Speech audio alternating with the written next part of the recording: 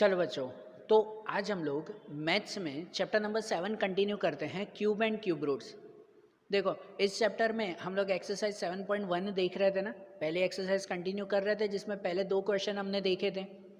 आज उसके बाद क्वेश्चन नंबर 3 देखें, जिसमें लिखा हुआ find the smallest number should be divided to become a perfect cube. कल हमने ऐसा देखा था, कल जो सेकंड क्वेश्चन देखा था हमने, उसमें ऐसे देखा था कि जो नंबर दिया हुआ था ना, वो ऑलरेडी परफेक्ट क्यूब नहीं है, और उसमें कौन से नंबर से मल्टीप्लाई करें कि वो परफेक्ट क्यूब बन जाएगा। ऐसा हमने देखा था ना कल, बराबर ना, कौन से नंबर से मल्टीप्लाई करें कि वो परफेक्ट क्यूब बनेगा।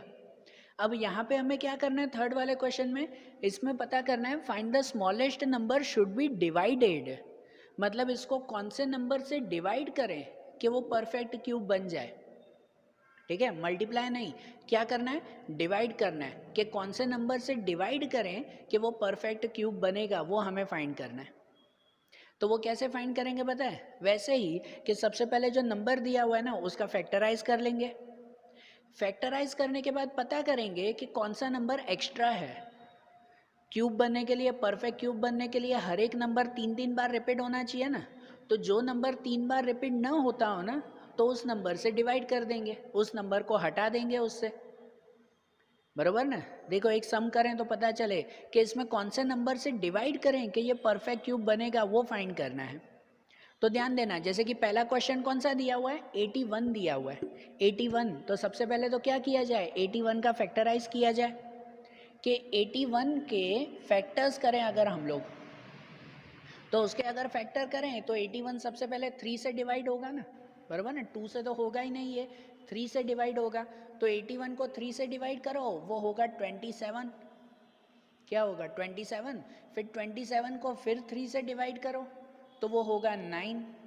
9 को फिर 3 से डिवाइड करो तो वो होगा 3, और 3 को 3 से डिवाइड करो तो 1।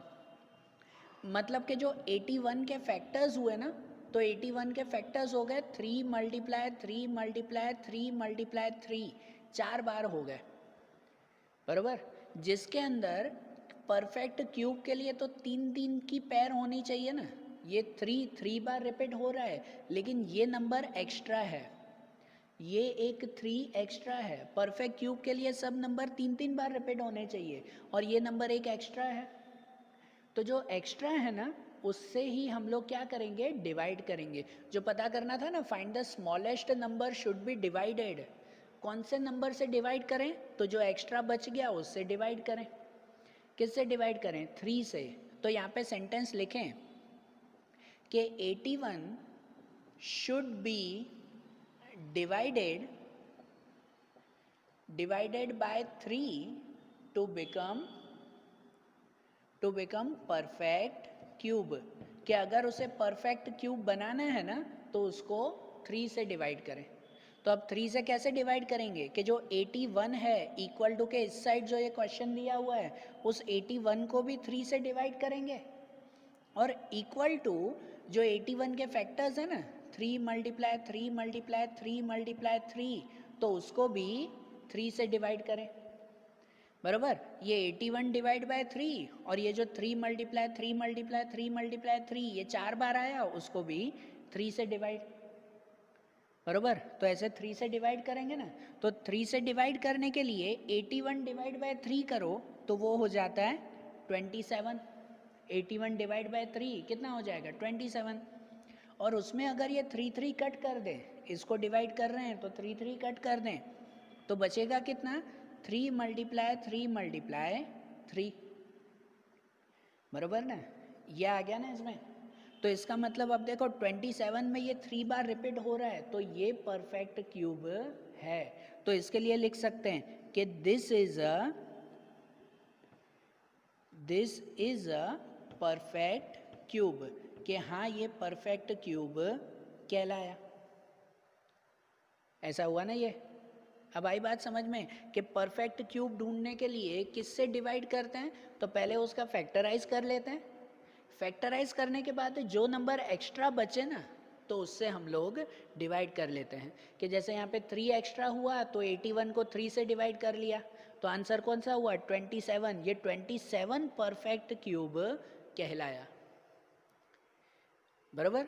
देखो वैसे ही दूसरा है 128। दूसरा कौन सा क्वेश्चन है 128।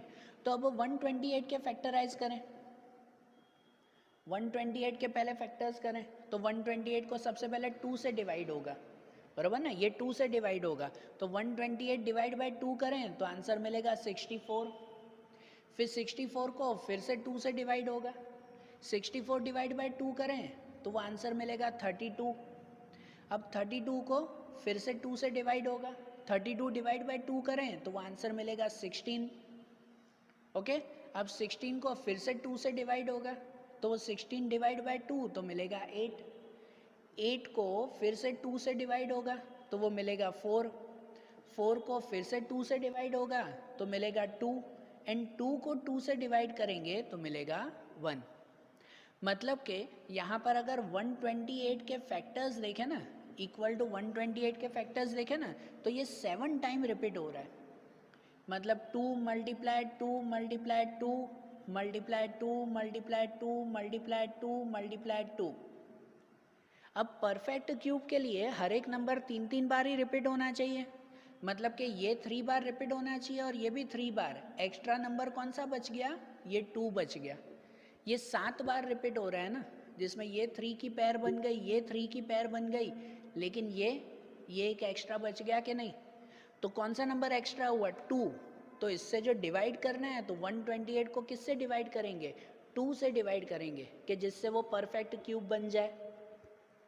मतलब यहाँ पर भी सेंटेंस लिखेंगे कि 128 should be divided by 2 to become perfect cube। कि उसको परफेक्ट क्यूब बनाने के लिए किससे डिवाइड करेंगे, 2 से डिवाइड करेंगे। मतलब उसको ऐसे लिखेंगे कि जो ये 128 है उसको भी 2 से डिवाइड किया, और इक्वल टू 128 के जो फैक्टर्स हुए ना, कि ये 2 को 7 टाइम मल्टीप्लाई हुआ, उसको भी 2 से डिवाइड किया। बराबर। 128 को भी 2 से डिवाइड, और जो उसके फैक्टर्स हुए ये 7 टाइम, उसको भी 2 से डिवाइड। तो यहाँ पे 128 डिवाइड बाय 2 करो तो वो हो जाएगा कितना 64। वो कितना हो जाएगा 64। और इक्वल टू इसमें ये एक 2 कट हो जाएगा ना, डिवाइड करेंगे तो ये एक बार 2 कट हो जाएगा, तो सिर्फ कितनी बार बचेगा 6 टाइम बचेगा। ये 2 मल्टीप्लाई 2 मल्टीप्लाई 2 कितनी बार 6 टाइम्स। तो 6 टाइम्स मतलब ये 3-3 की पेयर बन जाएगी ना उसमें, बराबर ना। 6 बार बचेगा मतलब क्या होगा, ये 3-3 की पेयर बन जाएगी। तो इसका मतलब ये परफेक्ट क्यूब कहलाया। यहाँ पे 3-3 बार रिपीट हो रहा है ना, तो मतलब ये परफेक्ट क्यूब है। तो आखिरी में लिख देंगे कि so this is a perfect cube, कि हाँ ये परफेक्ट क्यूब है। बराबर। बात आई समझ में ये, ठीक है। अब देखो वैसे ही अब थर्ड वाला क्वेश्चन 135। तो 135 को भी ऐसे ही करेंगे ना। सबसे पहले 135 के फैक्टर्स करें, 135 के फैक्टर किए जाएं पहले। तो इसके अगर फैक्टर्स करें ना तो 135 सबसे पहले किससे होगा, ये 2 से तो डिवाइड होगा नहीं, तो किससे डिवाइड होगा 3 से।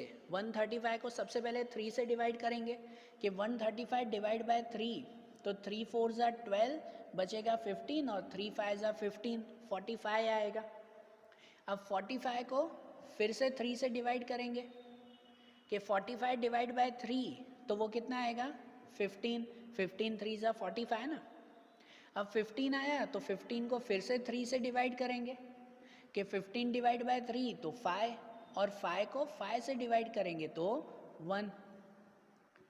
ये हुआ ना। मतलब कि 135 के अगर फैक्टर्स देखो ना, 135 उसके फैक्टर्स आते हैं 3 मल्टीप्लाई 3 मल्टीप्लाई 3 मल्टीप्लाई 5। तो इस फैक्टर के हिसाब से परफेक्ट क्यूब के लिए सब नंबर 3-3 बार रिपीट होने चाहिए। तो ये 3 तो 3 बार रिपीट हो रहा है, लेकिन ये 5 रिपीट हो रहा नहीं है।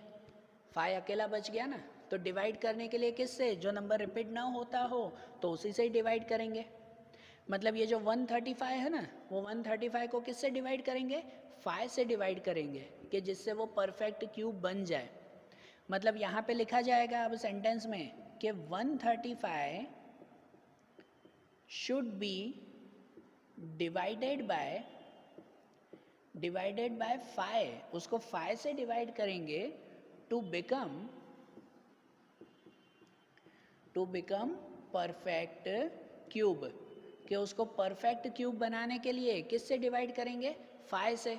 मतलब यहाँ पर जो ये 135 है उसको भी 5 से डिवाइड करें, जो क्वेश्चन है वो, और इक्वल टू जो ये फैक्टर्स हैं 3 मल्टीप्लाई 3 मल्टीप्लाई 3 मल्टीप्लाई 5, उसको भी 5 से डिवाइड करें, बराबर ना? दोनों को 5 से डिवाइड करेंगे तो उसको डिवाइड करके यहाँ पे लिखें कि 135 डिवाइड बाय 5 कर दें तो वो हो जाएगा 27 और इक्वल टू यहाँ पे ये 5 कट हो जाएगा तो बचेगा 3 मल्टीप्लाई 3 मल्टीप्लाई 3।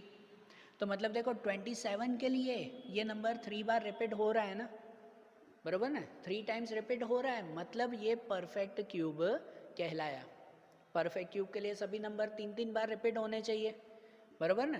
तो ये 3 बार रिपीट हो रहा है तो यहाँ पे लिख देंगे कि so this is a perfect cube, कि हाँ ये परफेक्ट क्यूब कहलाया फिर, बराबर? समझ आई बात कैसे कि स्मॉलेस्ट नंबर डिवाइडेड में क्या करना है वो अब क्लियर हुआ ना, बराबर ना? कल हमने देखा था स्मॉलेस्ट नंबर मल्टीप्लाई, तो जो नंबर कम हो ना उससे हम लोग मल्टीप्लाई कर देते थे, और अब ये दिया हुआ है स्मॉलेस्ट नंबर डिवाइड, तो जो नंबर एक्स्ट्रा बच जाए ना, जो नंबर एक्स्ट्रा बच जाता हो सब में, तो उससे हम लोग डिवाइड कर देंगे उसे, बराबर? क्लियर ना एकदम माइंड में? तो अब देखो इसमें भी आपके 5 क्वेश्चंस हैं, आपकी टेक्स्ट बुक में देखो ये स्मॉलेस्ट नंबर डिवाइडेड, उसमें भी 5 क्वेश्चंस हैं, जो 3 मैंने किए ना, तो इसके बाकी के 2 क्वेश्चंस वो आप लोग ट्राई करो सेम मेथड से ही। पहले फैक्टराइज कर दो और उसके बाद चेक करो कौन सा नंबर एक्स्ट्रा है तो उस नंबर से डिवाइड कर दो फिर, बराबर? अब ये हो जाए ना तो उसके बाद आपके इसी एक्सरसाइज में आपकी टेक्स्ट बुक साथ में रखो, टेक्स्ट बुक उसमें निकालो कि एक्सरसाइज 7.1 में क्वेश्चन नंबर 4 है, एक प्रॉब्लम सम दिया हुआ है क्वेश्चन नंबर 4, तो वो प्रॉब्लम सम देखो उसे कैसे सॉल्व करना है, समझो ध्यान से कि 7.1 में क्वेश्चन नंबर 4 दिया हुआ है कि Parikshit make a cuboid of plasticine of side 5 centimetre 2 centimetre 5 centimetre, how many such cuboid will be need to form a cube. ठीक है, कि परीक्षित नाम का एक लड़का है, उसने एक क्यूबॉइड बनाया है, कि क्यूबॉइड मतलब क्या? क्यूबॉइड मतलब कहलाता है एक तरह का रेक्टेंगल, 6 साइड का रेक्टेंगल, वो क्यूबॉइड कहलाया। आपकी टेक्स्ट बुक है ना, बराबर ना? आपकी टेक्स्ट बुक में जनरली 6 साइड बनी हुई होती है कि नहीं? ऐसे रेक्टेंगल बॉक्स समझो हुए, और उस रेक्टेंगल में ऐसे अगर हम लोग ये 6 साइड बना दें तो ये क्या बन जाता है? क्यूबॉइड बन जाता है, और 6 साइड का रेक्टेंगल। तो जिसमें रेक्टेंगल में पता है मेजर्स कौन कौन से आते हैं? लेंथ, ब्रीथ और height. Length, breadth, height, LBH, पता है पहले आता था ये LBH, लेंथ, ब्रीथ, हाइट। तो परीक्षित नाम का लड़का है कि जिसने प्लास्टिसाइन से, एक तरह का मटेरियल आता है प्लास्टिक जैसा ही, उससे एक क्यूबॉइड बनाया है, और उस क्यूबॉइड का मेज़र है 5 सेंटीमीटर 2 सेंटीमीटर एंड 5 सेंटीमीटर। मतलब उसकी लेंथ, ब्रीथ और हाइट वो कितनी है? 5/2/5 की, 5 सेंटीमीटर 2 सेंटीमीटर 5 सेंटीमीटर की। और ऐसे जो छोटे छोटे ये जो रेक्टेंगल है ना, उस सभी रेक्टेंगल को जॉइंट करके उसे परफेक्ट क्यूब बनाना है। छोटे छोटे रेक्टेंगल को जॉइंट करके उसे क्या बनाना है? क्यूब। क्यूबॉइड में से क्यूब, क्यूब मतलब क्या? स्क्वायर बनाना है। स्क्वायर क्या कहलाता है? जैसे वही क्यूब जो स्क्वायर बनता है 6 साइड का, क्यूब उसे कहते हैं जो स्क्वायर होता है लेकिन कितनी साइड का? 6 साइड का, ये स्क्वायर कहलाया। ये 6 साइड का स्क्वायर उसे क्या कहते हैं? क्यूब कहते हैं। तो अब सपोज उसे ऐसा स्क्वायर बनाना है, ऐसा स्क्वायर बॉक्स बनाना है, तो स्क्वायर बॉक्स बनाने के लिए उसके अंदर ऐसे कितने रेक्टेंगल चाहिए होंगे? ये छोटे छोटे रेक्टेंगल एक के साथ एक रेक्टेंगल, एक रखा, फिर दूसरा, फिर तीसरा, फिर चौथा, फिर पांचवा, ऐसे सब रेक्टेंगल रखता गया और उसे क्या बनाना है, एक चौरस बनाना है, एक स्क्वायर बनाना है। तो ऐसे कितने रेक्टेंगल रखेगा कि जिससे वो एक स्क्वायर बन जाए, वो हमें फाइंड करना है। समझ आ रही है बात? तो वो कैसे फाइंड करेंगे ये ध्यान देना। सबसे पहले है ना, ये जो क्यूबॉइड दिया हुआ है, ये जो रेक्टेंगल दिया हुआ है, उसका लेंथ दिया हुआ है, length multiply breadth multiply height, ये दिया हुआ है ना, लेंथ ब्रीथ और हाइट। तो उस पर से पहले उसका वॉल्यूम फाइंड कर सकते हैं। क्या फाइंड कर सकते हैं? वॉल्यूम। वॉल्यूम मतलब कि ये पूरे रेक्टेंगल की स्पेस कितनी है, ठीक है, पूरे रेक्टेंगल की, पूरे क्यूबॉइड की स्पेस कितनी है, पहले उसका वॉल्यूम ढूंढ सकते हैं। वॉल्यूम मतलब कहलाता है कोई भी चीज़ कितनी स्पेस रोकती है, कितनी स्पेस वो क्या कहते हैं कि भाई कवर करती है, तो वो उसका वॉल्यूम कहलाता है। तो सबसे पहले यहाँ पे ऐसा लिख सकते हैं कि यहाँ पे देखो मैं सॉल्यूशन नहीं लिख रहा हूँ, ये क्वेश्चन नंबर 4 का सॉल्यूशन है, ध्यान देना कि उसमें फॉर क्यूबॉइड यहाँ पे दिया हुआ है कि फॉर क्यूबॉइड उसकी लेंथ ब्रीथ और हाइट दी गई है कि लेंथ दी गई है समझो 5 सेंटीमीटर, ब्रीथ दिया हुआ है 2 सेंटीमीटर और हाइट दी गई है उसकी 5 सेंटीमीटर, दिया हुआ ना 5, 2 और 5 सेंटीमीटर का, ठीक है। तो उसका अगर वॉल्यूम फाइंड करना हो, so volume of cuboid, volume of cuboid, तो वो आ जाता है length multiply breadth multiply height, LBH। ये आपको आगे के स्टैंडर्ड में फॉर्मूला आती थी, पता है वो एरिया एंड वॉल्यूम वाला आपका चैप्टर आता था पहले के स्टैंडर्ड्स में। तो उसमें ये फॉर्मूला आती थी कि ये क्यूबॉइड का अगर वॉल्यूम फाइंड करना हो तो length multiply breadth multiply height होता था। तो मतलब इन तीनों का अगर मल्टीप्लाई कर देना, 5 मल्टीप्लाई 2 मल्टीप्लाई 5, मतलब कितना हो जाएगा 50 सेंटीमीटर क्यूब, कितना हो जाएगा 50 हो जाएगा, ओके। अब यहाँ पर बात ये है, सुनना ध्यान से, कि यहाँ पर बात ये है कि अब क्यूब में से हमें क्या बनाना है, ये क्यूबॉइड में से क्या बनाना है, क्यूब बनाना है, स्क्वायर बनाना है। और स्क्वायर की फॉर्मूला क्या आती थी, स्क्वायर में अगर वॉल्यूम फाइंड करना हो तो उसमें फॉर्मूला क्या आती थी, उसकी फॉर्मूला आती थी length multiply length multiply length. क्योंकि अगर ये स्क्वायर बनाना है तो स्क्वायर में तो सभी साइड सेम होती है ना, अलग अलग थोड़ी होती है, सभी साइड सेम होती है, मतलब कि length multiply length multiply length. तो अगर ध्यान से देखो ना, हम लोग ये चैप्टर पढ़ रहे हैं परफेक्ट क्यूब के बारे में, तो अगर हमें ये क्यूब बनाना है ना तो परफेक्टली हर एक नंबर 3-3 बार रिपीट होना चाहिए। हर एक नंबर कितनी बार रिपीट होना चाहिए, 3-3 बार। अब जैसे हमने क्यूबॉइड का वॉल्यूम ढूंढा, वो आंसर 50 आया, 50 आया ना। तो अगर हम लोग रफ में 50 का फैक्टराइज करें ना, रफ में 50 को अगर हम लोग फैक्टर्स करें तो 50 पहले 2 से डिवाइड होगा, तो यहाँ पे आएगा 25, बराबर।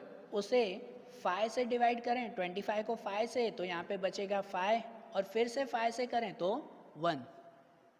तो मतलब अगर 50 का फैक्टराइज करें तो 2, 5 और 5 आता है, वो तो यहाँ पे दिया हुआ ही है, 5, 5 और 2 वो दिया हुआ है ना।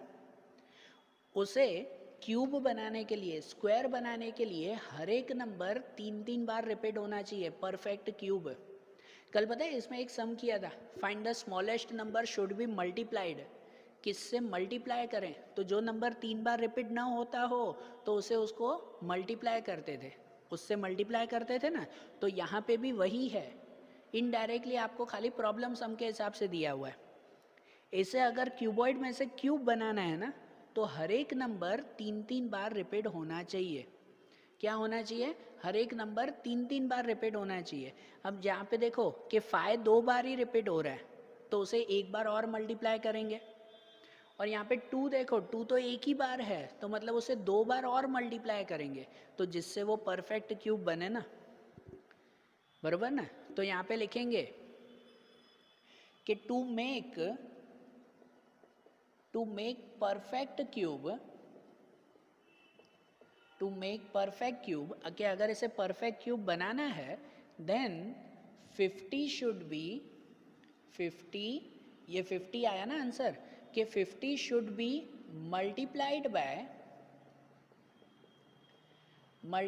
बाय कि किससे मल्टीप्लाई करेंगे, कि देखो फाइ 2 बार रिपीट हो रहा है, 3 बार होना चाहिए, 2 बार रिपीट हो रहा है, मतलब एक फाइ से मल्टीप्लाई करेंगे, और मल्टीप्लाई ये 2 एक ही बार रिपीट हो रहा है, तो वो 3 बार होना चाहिए ना, मतलब 2 बार और उससे मल्टीप्लाई करेंगे ना, तो मतलब उसको 2 बार और मल्टीप्लाई करेंगे। तो ये 50 को किससे मल्टीप्लाई करेंगे बताए, एक फाइ से, क्योंकि फाइ एक बार कम है, और 2 से मल्टीप्लाई करेंगे क्योंकि 2 बार कम है, कि जिससे वो परफेक्ट क्यूब बन सके, बराबर। तो यहाँ पे लिखेंगे 5 मल्टीप्लाई 2 अगर एग्जैक्ट देखें तो 5 2 ज़ा 10, 10 2 ज़ा 20, कितना होगा 20। तो यहाँ पे लिखेंगे to make perfect cube 50 should be multiplied by 20 to become perfect cube, ठीक है ना। वो परफेक्ट क्यूब बनाने के लिए मतलब उसको ऐसे लिखेंगे कि ये 50 मल्टीप्लाई 20 करेंगे, ये जो 50 है उसको 20 से मल्टीप्लाई, और जो 50 के फैक्टर्स थे ना वो भी कितनी बार अब हो जाएंगे 5 मल्टीप्लाई 5 एंड 2 मल्टीप्लाई 2, बराबर है कि नहीं। कि अब ये 50 जो थे उसमें 2 बार 5 था, वो अब एक तीसरा भी आ जाएगा, और 2 एक ही बार था, वो 2 और भी आ जाएंगे ना। मतलब 50 को किससे मल्टीप्लाई किया, 20 से मल्टीप्लाई किया।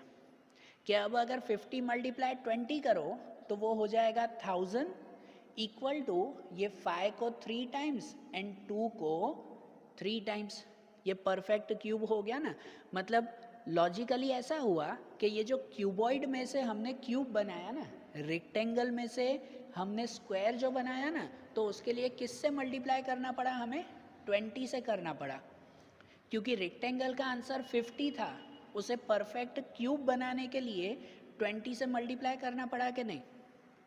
मतलब रेक्टेंगल में से अगर स्क्वायर बनाना हो तो उसके लिए 20 क्यूबॉइड की ज़रूर पड़ेगी।